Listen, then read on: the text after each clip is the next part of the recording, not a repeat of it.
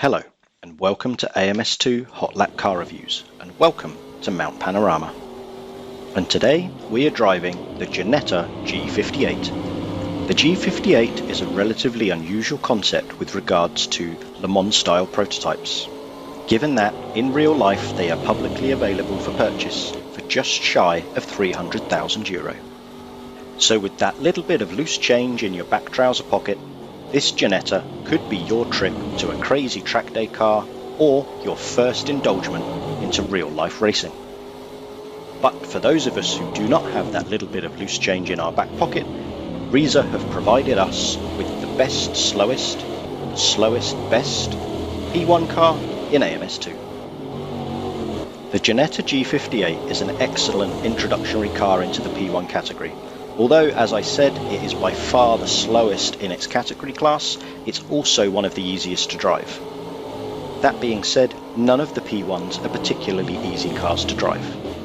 The Ginetta G58 is quite rear happy and is something that you're going to have to adjust and tweak with your setup depending on the circuit and your driving style. It's quite easily unsettled over bumps, especially on circuits like Brands Hatch and Bathurst, and I would definitely recommend a softening of the dampers in order to help fix this.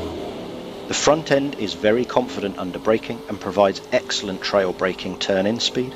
However, this is compensated somewhat when the brakes are not being applied with the front end being quite understeery. This can be fixed with your aero package. For me, I fixed this with reducing the rear wing and increasing the rake, giving a bit more pressure on those front tyres.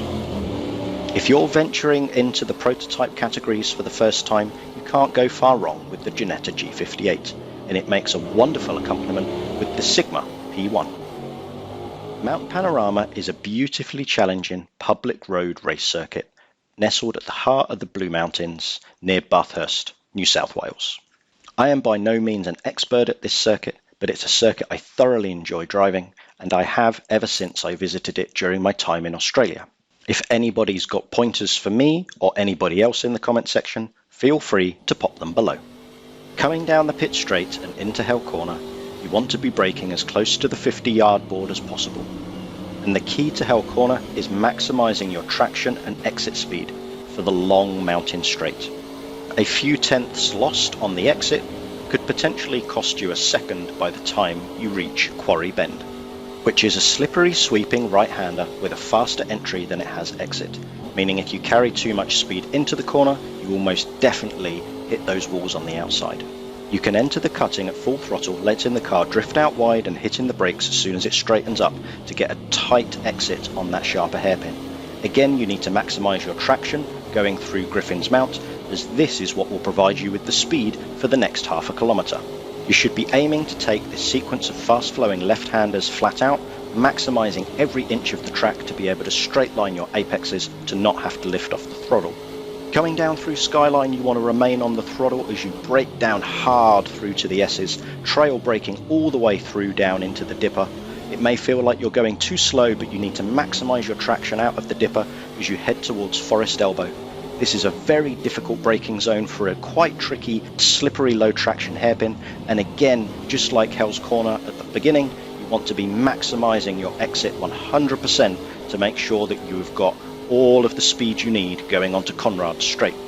If you're setting cars up for Bathurst, you want to be making sure you're redlining on those gear ratios just as you enter the chase. Flat out round this right-hander, you want to be braking as close to that 100-metre board as possible. Take it easy on the way into the chicane as you want to be maximising the traction out once again, short shifting if necessary to get a good run down into Murray.